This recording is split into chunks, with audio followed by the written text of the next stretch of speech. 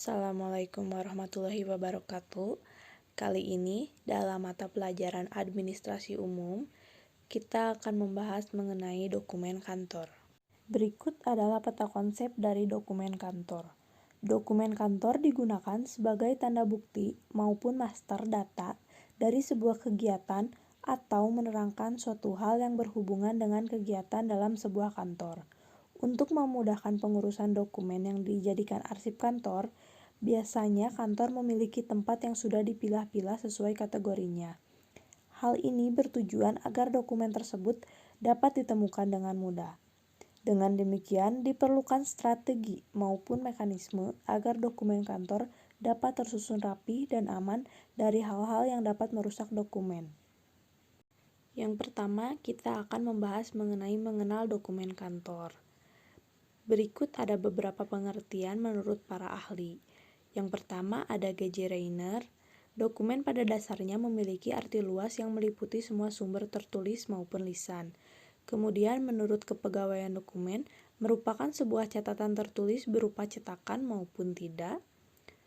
Menurut Louis Gottschalk, dokumen merupakan sebuah proses untuk membuktikan sumber jenis apapun, baik bersifat tulisan, lisan, dan gambar. Menurut Ensiklopedia Indonesia, dokumen merupakan surat akte, surat resmi, dan bahan rekaman tertulis atau tercetak yang dapat memberikan sebuah keterangan yang digunakan untuk penyelidikan ilmiah dalam arti luas. Fungsi dan peranan dari sebuah dokumen. Yang pertama ada fungsi, yakni sebagai alat komunikasi, kemudian sebagai alat bukti dari sesuatu yang sudah dikerjakan atau dilakukan, dan sebagai data pendukung apabila ada masalah. Kemudian, peranannya sebagai alat bukti tertulis bila terjadi perselisihan, sebagai alat pengingat ketika ingin mengetahui hal-hal yang telah lampau, kemudian sebagai alat bukti historis ketika ingin mengetahui sejarah sebuah kantor, kemudian sebagai duta organisasi karena berhubungan antar organisasi tidak selalu bertemu secara langsung. Kemudian sebagai pedoman untuk melakukan aktivitas atau mengambil keputusan. Jenis-jenis dokumen. Yang pertama ditinjau dari segi pemakaiannya. Ada dokumen pribadi, yaitu sebagai alat bukti yang terjadi pada diri seseorang. Contohnya akte kelahiran, piagam, KTP, SIM. Kemudian ada dokumen niaga, yaitu sebagai bukti suatu peristiwa penting pada jual beli. Contohnya cek, obligasi, kwitansi, dan saham. Kemudian dokumen sejarah, dokumen yang dapat dipakai sebagai alat bukti peristiwa yang terjadi pada masa lalu. Contohnya naskah proklamasi, naskah Sumpah Pemuda. Dan ada dokumen pemerintah, yakni dipakai sebagai alat bukti suatu peristiwa yang terjadi dalam pemerintahan suatu negara. Contohnya Undang-Undang Dasar 1945, Keputusan Presiden, dan Peraturan Daerah. Yang kedua, dokumen ditinjau dari segi nilai kegunaannya. Ada nilai penerangan, yakni sebagai alat bukti dalam memberikan informasi pada masyarakat. Ada nilai perdagangan sebagai alat bukti dalam transaksi jual-beli dalam dunia perdagangan. Nilai yuridis sebagai alat bukti secara hukum di muka pengadilan, dan nilai historis sebagai alat bukti suatu peristiwa yang terjadi pada masa lalu. Dokumen ditinjau dari segi sumbernya. Dokumen yang bersumber dari pemerintah, contohnya Undang-Undang Pemerintah dan Keputusan Presiden. Dokumen yang bersumber dari swasta, tetapi mempunyai kekuatan hukum, contohnya ada akte notaris, visum dokter, dan lain-lain. Kemudian dokumen yang bersumber dari kontrak-kontrak dagang, contohnya surat perjanjian dan surat kontrak. Dokumen aktivitas lembaga persurat kabaran dan penerbitan, contohnya clipping dan kaleidoskop. Dokumen perseorangan, contohnya ada keramik, kemudian juga ada lukisan, dan lain-lain. Jenis dokumen ditinjau dari fungsinya, ada dokumen dinamis. Terdiri dari dokumen aktif, yakni dokumen yang masih dapat dipakai secara berkelanjutan untuk proses penyelesaian dalam sebuah pekerjaan. Kemudian ada dokumen semi-aktif yang intensitas penggunaannya sudah menurun, dan dokumen inaktif, merupakan dokumen yang sudah jarang digunakan. Kemudian ada dokumen statis, yakni sebuah dokumen yang tidak digunakan lagi secara langsung dalam pekerjaan kantor. Dokumen ditinjau dari segi penelitian. Yang pertama, dokumen primer, contohnya paten penelitian, laporan, dan disertasi. Dokumen sekunder, contohnya bibliografi. Dokumen tersier, contohnya buku teks, buku panduan literatur, dan bibliografi. Kemudian, dokumen ditinjau dari segi ruang lingkup dan bentuk fisiknya. Yang pertama ada dokumen literal, yakni sebuah dokumen yang dicetak, ditulis, dan digambar maupun direkam. Contohnya buku, majalah, film, dan koran. Dokumen korporal adalah sebuah dokumen yang memiliki wujud benda sejarah. Contohnya benda seni dan benda kuno seperti keris, arca, pakaian adat, dan lain-lain. Kemudian ada dokumen privat, sebuah dokumen yang memiliki wujud surat menyurat atau kearsipan. Klasifikasi dokumen kantor.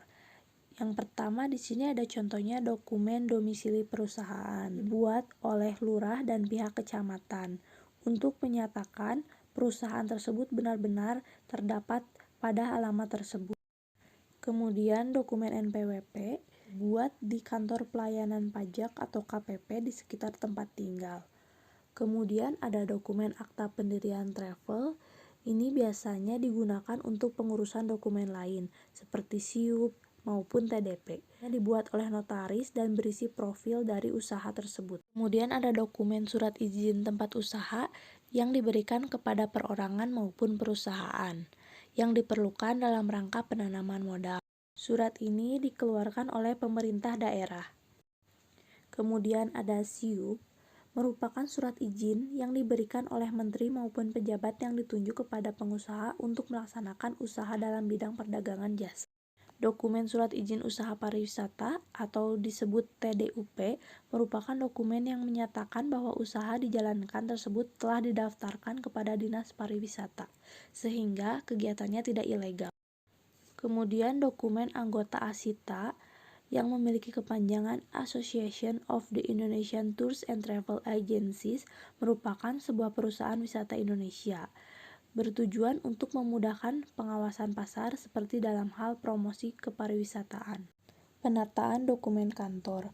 Sebuah dokumen kantor perlu disusun dan ditata dengan baik sehingga dapat memudahkan pencarian apabila diperlukan. Dalam penyusunan dokumen kantor, ada beberapa cara. Yang pertama, penataan dokumen dengan sistem nomor.